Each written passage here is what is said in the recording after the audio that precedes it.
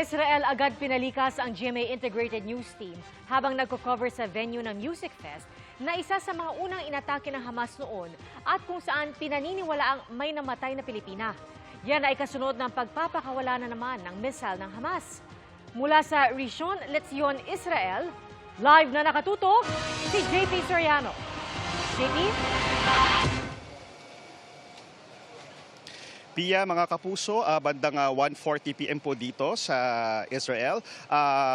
Muli na naman pong pinalikas ang aming team ngayon mga 2 minutes ago at pinapunta po sa isang ligtas na lugar sa Gusari o yung parang banda malap sa bomb shelter dahil nga po nagkaroon po ng missile alert warning. Ibig sabihin ho, nagpakawala ng missile attack at ito naman po ay agad na intercept ng Iron Dome Defense System at ilang minuto po ay base na rin sa rules. Kami po ay pinalabas na rin at narito po tayo ngayon sa lugar na yon kung pareho kino-cover po natin di sa Rishon LeZion dahil po nasa aking likuran ang isang bahay po na tinamaan ho o nabagsakan po ng missile impact o yung mga debris ng missile na intercept bandang alas 9 at alas 10 ng gabi oras dito sa Israel at bandang alas 2 at alas 3 ng madaling araw kanina oras sa Pilipinas nang magkaroon nga ng missile impact ang pinakawalang missile na ito sa isang bahay dito sa syudad ng Rishon LeZion na ayon sa report na natanggap ng Israeli officials ay ikinasugat ng 3 katao pero hindi kritikal o malala.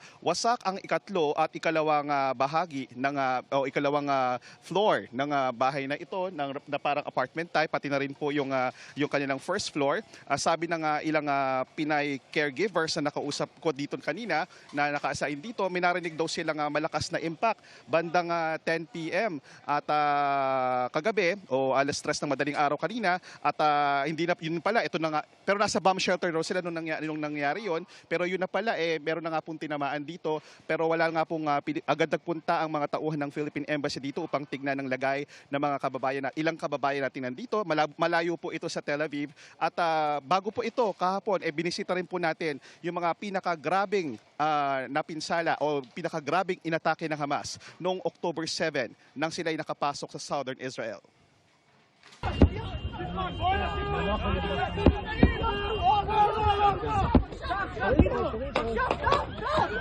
Isa ito sa di malilimutang tagpo sa giyera sa Israel nang atakihin ng Hamas ang isang music festival sa Southern Israel, kalapit lang ng Gaza. We have 30 seconds if we hear the siren.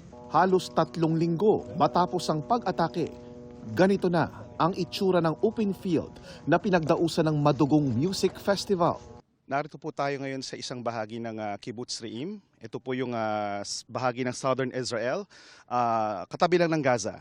Dito po ginanap yung madugong Supernova Music Festival kung saan po daan-daan yung pinatay ng grupong Hamas. Makikita nyo naman, may mga tents pa, yung mga dala nilang gamit, naiwan po nila. Dito raw nangyari, ayon sa mga saksi, sa mga statements at sa Israeli Defense Force, nangyari yung pagpatay, pagkatay, at pagsunog ng buhay sa mga individual. Kabilang na po, isasakyan na yan na ayon sa mga IDF o ayon sa IDF, may 5 kataong sinunog ng buhay. Ang isa sa mga OFW na nasawi sa Israel na si Loretta Alacre, sinasabing kasama sa mga dumalo sa music festival na ito. Ang GMA Integrated News, ang tanging news organization mula sa Asya na pinayagang pumunta sa mga lugar na ito sa Southern Israel, nakabilang ngayon sa closed military areas, nakasabay ang mga embassy officials ng mga bansa na ang ilan ay may mga kababayan ding napatay at pinangangambahang dinukot ng Hamas gaya ng Thailand at Amerika. Sa buong paligid, nagkalat ang mga tangke at sundalo ng Israel Defense Force. Just last week, we've captured a terrorist that was hiding here in the bushes, and we apprehended him, which means there are a lot of people here, or this place is still unsafe. Habang palabas kami, kasama ang mga taga-Israel Foreign Ministry at IDF.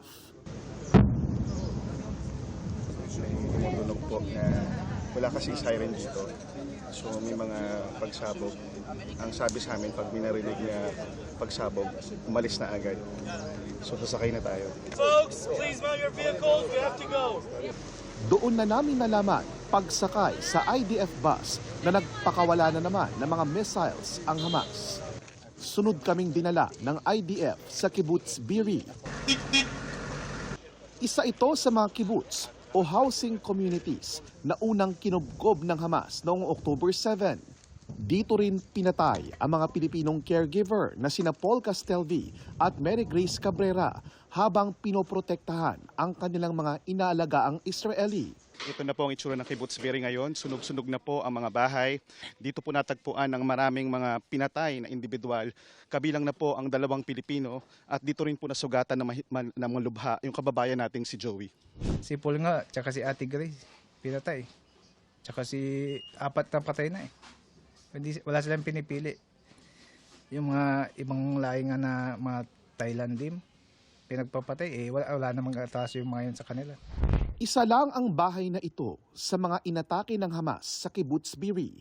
Ang mga pader halos madurog at matupok. Wasak-wasak na mga salamin dahil sa pagrat-rat na mga bala. Amoy pa at nagmamarka pa rin sa sahig ang mga natuyong dugo ng mga pinatay.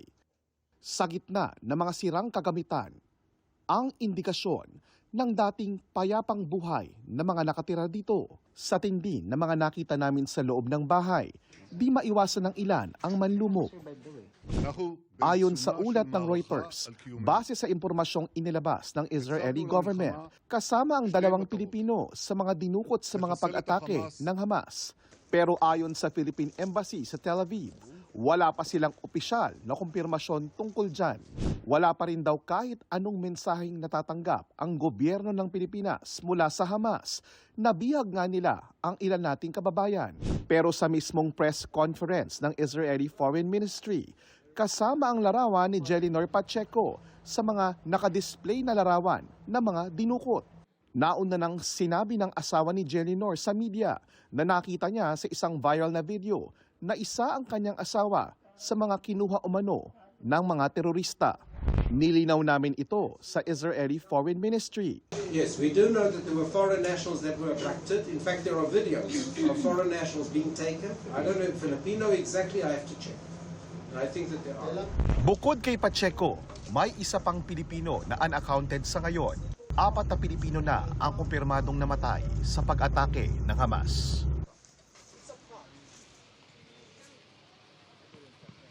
At Pia, balik lang tayo dito sa Region Lesion. Ayon sa Israeli Foreign Ministry, galing ang missile attack na ito, yung bumagsak sa bahay na ito sa Hamas at ito ay kanilang na-intercept. Sa aking likuran po, makikita nyo sa 3rd at 2nd floor, para lang ito po yung mga ordinaryong mga bahay, apartment na nakikita po natin sa Metro Manila, sa ating pong lugar. Kung titignan nyo po, talagang parang hindi mabubuhay yung mga nakatira dyan. Pero mabuti na lamang po dito sa Israel, talaga po nagpupunta sila sa mga bomb shelter kapag nakarinig nga po sila ng missile siren. At yun nga po yung nakita rin natin kanina yung ilang pamilyang narito natakot at nangyari na nga po yung kanilang kinatatakutan na ito na nga po kahit po generally peaceful dito sa malaking bahagi ng Tel Aviv, sa malaking bahagi sa mga lugar na pinupuntahan natin, pag nagpapakawala nga po ng missile attack, pwede ho talagang mangyari yung mga ganitong senaryo.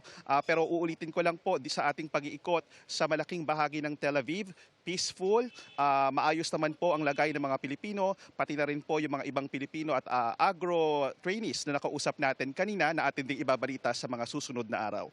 At yun muna ang latest at para sa GMA Integrated News, balik po na sa iyo, Pia. Maraming salamat at mag-ingat kayo, JP Soriano, nag-uulat live mula sa Israel. Mga kapuso, kasama nyo kami 24 oras. Mag-subscribe sa GMA Integrated News sa YouTube. Sa mga kapuso abroad, bisitahin ang GMA Pinoy TV at www.gmanews.tv.